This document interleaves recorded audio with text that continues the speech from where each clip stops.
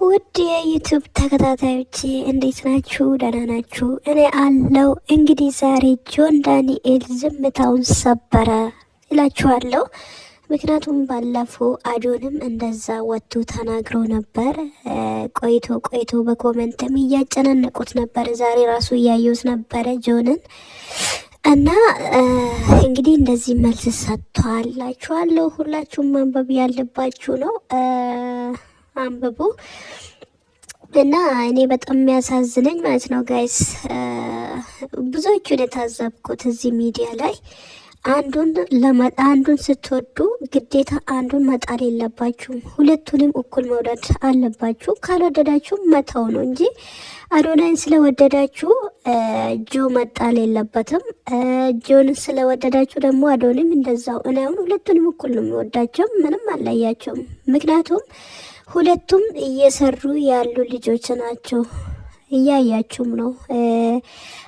ስራቸውም አንድ አይደለም። ሁለቱም የተለያየ ስራ ነው ያላቸው። ኮንተንታቸውም እየተለያየ ነው። ምንም ያገናኛቸው ነገር የለም። ኦኬ፣ በፊት የነበረ ታሪክ አልፏል። ጆንም ቢሆን ሌላ ታሪክ ሌላ ውስጥ ነው። አዶንም ቢሆን እንደዛው እና ባለፈው አዶንም ተናግሮ ነበረ። ማንነቱ ታወቀ፣ እንደ ሪፖርት እየተደረገብኝ ያለው ሰውንም አውቅ ያለው ምናምን ብሎ ነበረ እና ቪዲዮ ደግሞ ቲክታክ ነው እያጠፋ ያለው። የህዝቡን እንዳለ እንትን እያደረገ ነው። ኮሚኒቲ እያለ እየተላከባቸው ነው ልላችሁ ነው። እና የጆን አሁን አስቀምጦ ነበር እዚህ ላይ ያደረግላችኋለሁ ታያላችሁ። እና ግዴታ ቪዲዮ ሪፖርት ተደረገና ጆን አስደረገ ማለት አይደለም። የጆም እንደዛ ሪፖርት ተደረገና አዶኒ አደረገ ማለት አይደለም። ይሄንን እንዲህ ተረዱና እናንተ እዛም ትክክል እዚህም ትክክል በቃ እንደዛ ከምትሉ ቢቀርባችሁ ይሻላችኋል። እነዚህ ልጆች ነገ ዛሬ ላይ እንትን ቢቀያየሙ ራሱ ነገ ዞሮ ይገናኛሉ። እዚህ ጋር ግን እናንተ ናችሁ ምንም በማታውቁበት ነገር ላይ እየፈረዳችሁ ምናምን እንትን የምትሉና አትፍረድ ፈረድባለ ስለምል ቃሉ ራሱ አትፍረዱ። ጆን ነው ሪፖርት እያስደረገ ያለው ስለምሰራ አዶናይ አትበሉ። ጆንም እየሰራ ነው፣ አዶንም እየሰራ ነው። ሁለቱም ቆንጆ ስራ እየሰሩ ነው። ህዝቡን እያገለገሉ ነው ያሉት።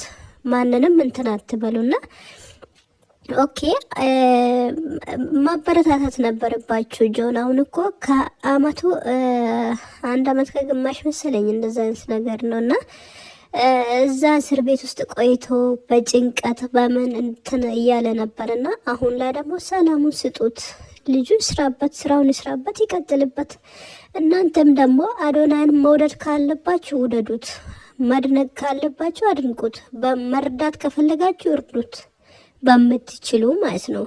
እና ግዴታ ጆንን ዝቅ አድርጋችሁ አዶንን ከፍ ማድረግ አይደለም መውደድ ማለት እና እንደዛ ነው የምላችሁ። ሁለቱም ደግሞ ብስማሙና እንትን ቢሉ በጣም ደስ ይለኛል። እኔ የሆነ ጊዜ እንኳን ተገናኝቶ ነበረ ሾው ስፒድ የመጣ ጊዜና ሁሉም ሰው በጣም ተደስቶ ነበረ። ከልብ እንዳልሆነም እዛ ላይ ይታወቃል። እነዚህ ልጆች ምንም ያገናኛቸው ነገር የለም። አዶኒ እዚህ አልነበረም፣ ከካናዳ ነበረ። ጆን ደግሞ እስር ቤት ነበር። በፊትም ሰላም ናቸው። እንደዚህ ነው ራሱ አዶናይን ያወቅኩት መቼ መሰላችሁ?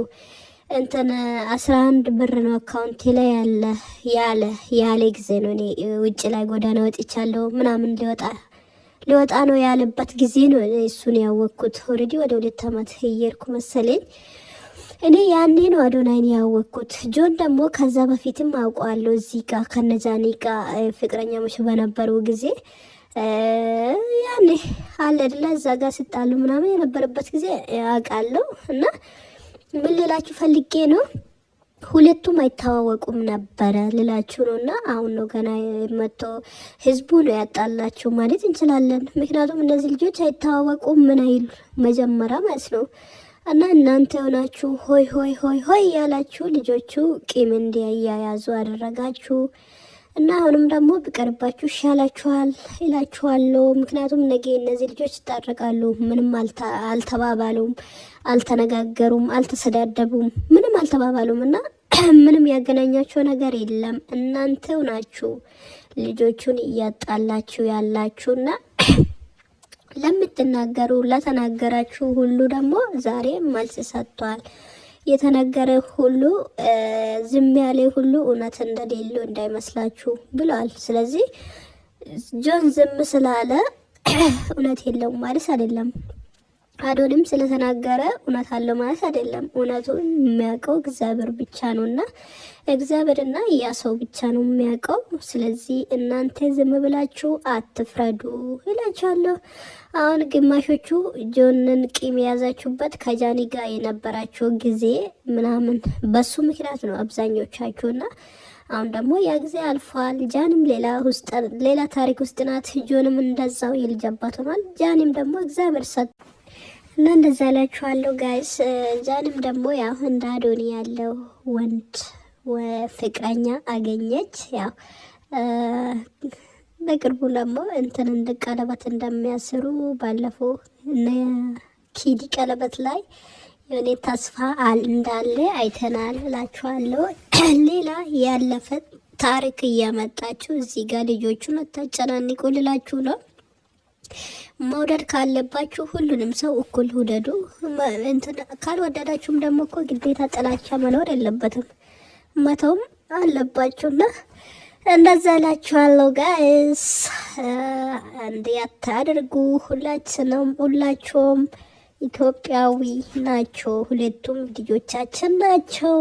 ስለዚህ አሁን አዶኒ የጃኒ ነው፣ ጆን ደግሞ የናዮ ሆኗል። ሁለቱም በቅርቡ ተጋብቶ ደስታቸውን እንደምናይ ተስፋ እናደርጋለን። ስለዚህ በርቱ እላችኋለሁ። ለቤቴም ደግሞ አዲስ ሲሆናችሁ ላይክ፣ ሰብስክራይብ ማድረግ አትርሱ እና እኔም ደግሞ በቅርቡ በቪዲዮ መጣለሁ። መምጣቴ አይቀርም። ያው በአማርኛም በኦሮምኛም ሰራለሁ ብዬ አስቤያለሁ እና አበረታቱኝ እላችኋለሁ። ሌላ አዲስ ነገር ካለ ደግሞ ይዤ እመጣለሁ። እንድሰራላችሁ የምትፈልጉ ሰዎች ደግሞ በኮሜንት አሳውቁን። ወዳችኋለሁ። ደግሞ እንትን አትበሉ እሺ። ጉንፋን ስለያዘኝ ነው። ኦልሬዲ ድምፁን ቀይረዋለሁ። ትንሽ ነው እንጂ የምታወቅ አይመስለኝም። በጣም ነው የምወዳችሁ። ባይ ባይ።